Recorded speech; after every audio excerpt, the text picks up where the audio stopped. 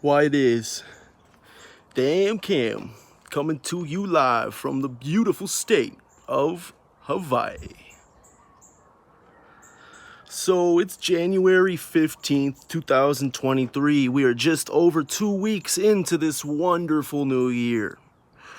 Interestingly enough, one of the things that I was contemplating during the transition from 2022 into this year was my meeting attendance. Now, I've been involved with Narcotics Anonymous since I was 13 years old, and during those 17 or 18 years, I experienced a whole barrage of what addiction had to offer, and it looked something like jails, institutions, and death. That's what they told me in that meeting way back in the day when I hadn't even drunk as much as some of them had spilt, at least according to the old timers. And back then, it was as if being introduced to a new way of living before I had ever experienced what a new way of destruction was just didn't work. And if anything, it lessened my ability to consider myself qualified for such a program. Those around me were far worse off. Never mind that they were, at the end, they were the ones that were having organs shut down on them and having to wear portable defibrillators and losing feet and dying. So the fact that our meeting attendance hasn't quite been up to par has us thinking we're going to be approaching a milestone that we've never even come close to before. We'll have 3 years in recovery from drugs and alcohol on March 17th of this year. Now, we almost had 2 years once. We were 21 years old, and we sobered up real quick after some scenes, some incidents unfolded in which some people got really hurt, culminating in what turned into a legal matter that still follows me around to this day.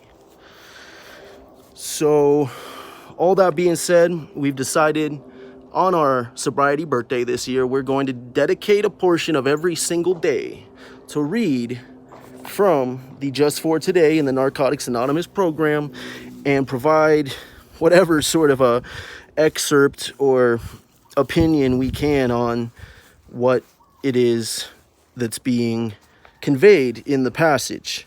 Now, these books, this is the revised edition. They do change not very often. So if one's an avid reader of these and avid practicer of the program, then they will be very familiar with each passage. And it takes on a new undertone because it provides sort of a footnote for one to look at in comparison of, wow, I was at this place last year and it hit me like this. And now, since all this transpired, wow, I hear this one and it's like, I remember that, but I didn't understand it back then. And these different things will unfold, and those are just the everyday gold that comes from, panning and jumping in the river of recovery and just going down, getting the dirt and the muck and doing a daily grind, whether it's inside or whether it's outside, whether it's internally or whether it's with a sponsor or a group of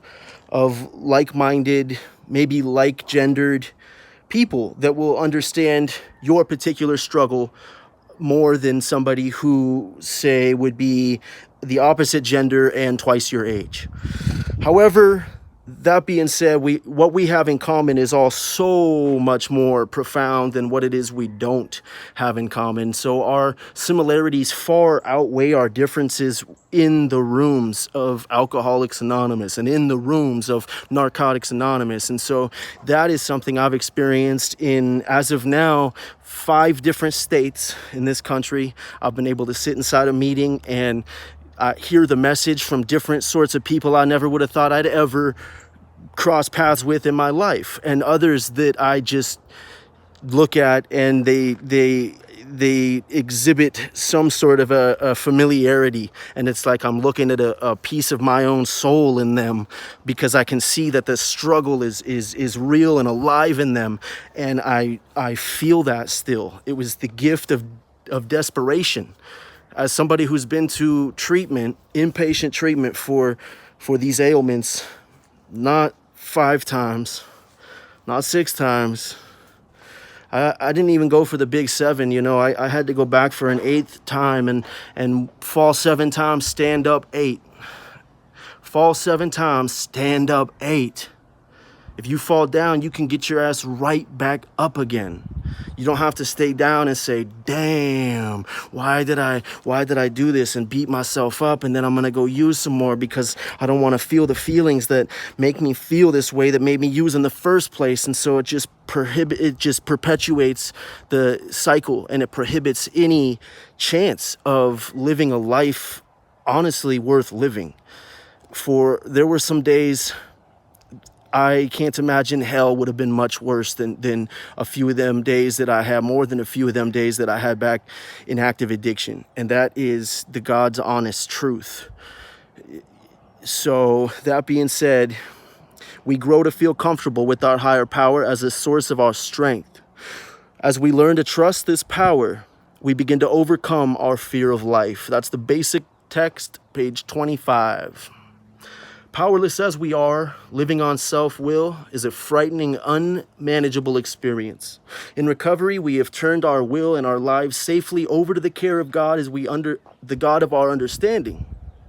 When we lapse in our program, when we lose conscious contact with our higher power, we begin to take control of our lives again, refusing the care of the God of our understanding. If we do not make a daily decision to surrender our lives to the care of our higher power, we may become overwhelmed with our fear of life. Through working the 12 steps, we found that faith in a power greater than ourselves helps relieve our fear. As we draw closer to a loving God, we become more conscious of our higher power. And the more conscious we are of God's care for us, the less our fears.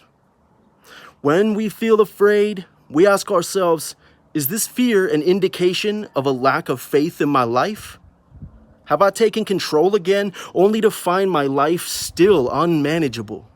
And if the answer is yes to these questions, we can overcome our fear by turning our will and our lives back over to the care of the God of our understanding. Just for today, I will rely on the care of my higher power to relieve my fear of life.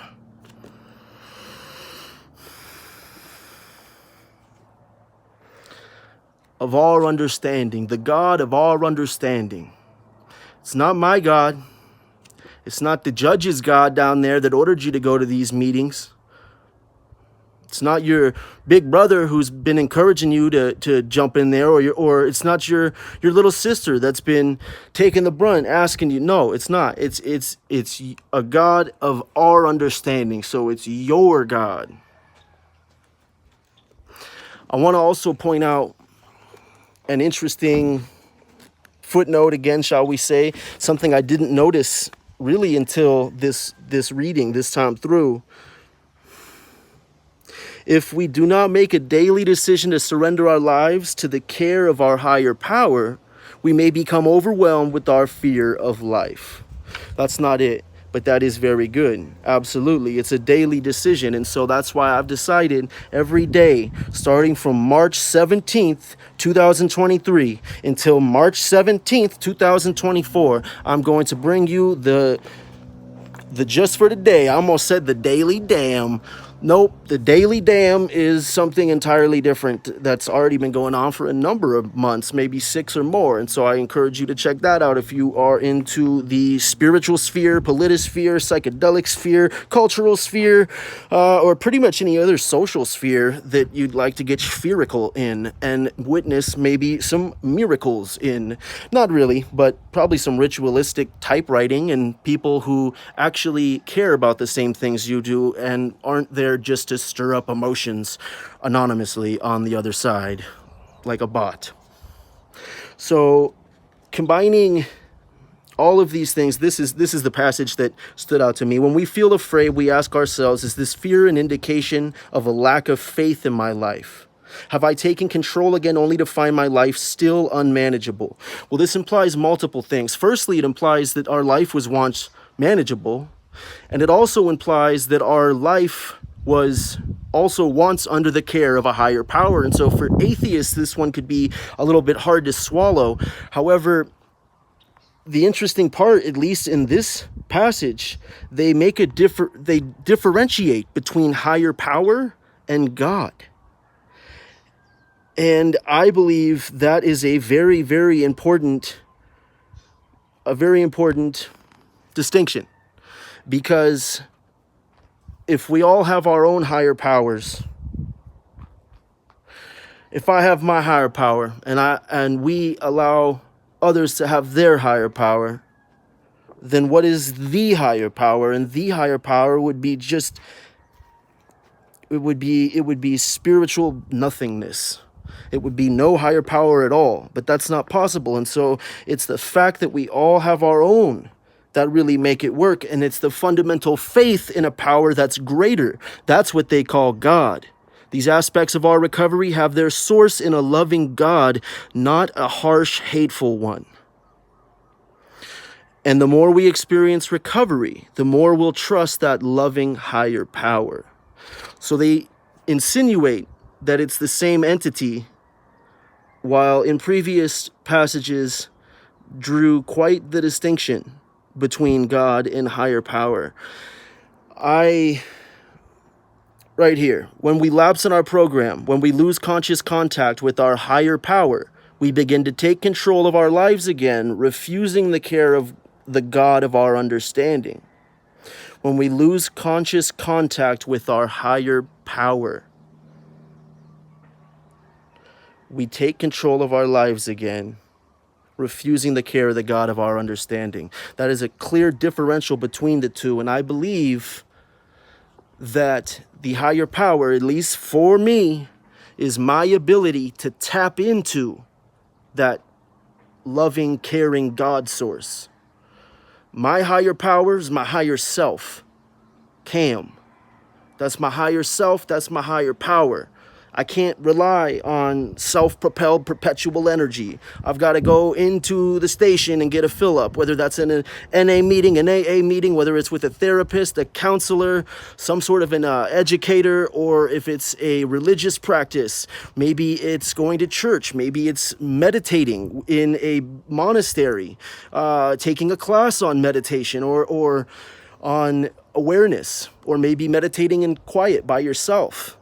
These are all ways in which we've been able to develop a program that works for us. Otherwise, believe it, I would not be sober right now. No way in hell. If it wasn't worth it, if I wasn't loving life, if I wasn't still having fun and being happy and enjoying it, I wouldn't be here. It wouldn't be that. And so that's partially why the recovery rate is so low, especially for heroin addicts like myself, alcoholics included. Alcohol physically will get you quicker. Heroin will take you out just like that if you happen to overdose on it. And so these are just notes, I suppose, from my own experience, however qualified that makes me.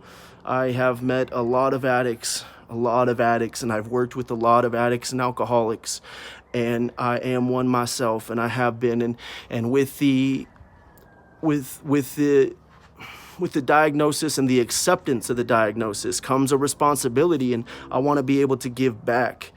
I want to be able to give back in a way that might last and maybe share the message that was shared to me, even though I didn't hear it all those times. It's as if now that I'm in recovery and I'm doing things differently, I'm seeing things differently. Like, it's not that the things I see started to change, I was changing the things I see. And so with all of this has come, I would say, a new lease on life. Not a new will to live, for one can't 100% lose that and have anything else. The first thing I put above my recovery is the second thing I'll lose. I'll leave you with that one to think about. This DaamnKam, DaamnTalk.com, or on locals.com. We are a community, a loving awareness, spiritual, blah, blah, blah, blah. We get a little political, we get a little lyrical, and we are going to be dropping some awesome content all throughout this year, probably starting in June. So become a member. It's free. Some content will be members only, but it's completely free. Go to locals.com. That DaamnTalk spot, Daam with 2 A's, where people proceed information. All right. Recovery is discovery is recovery.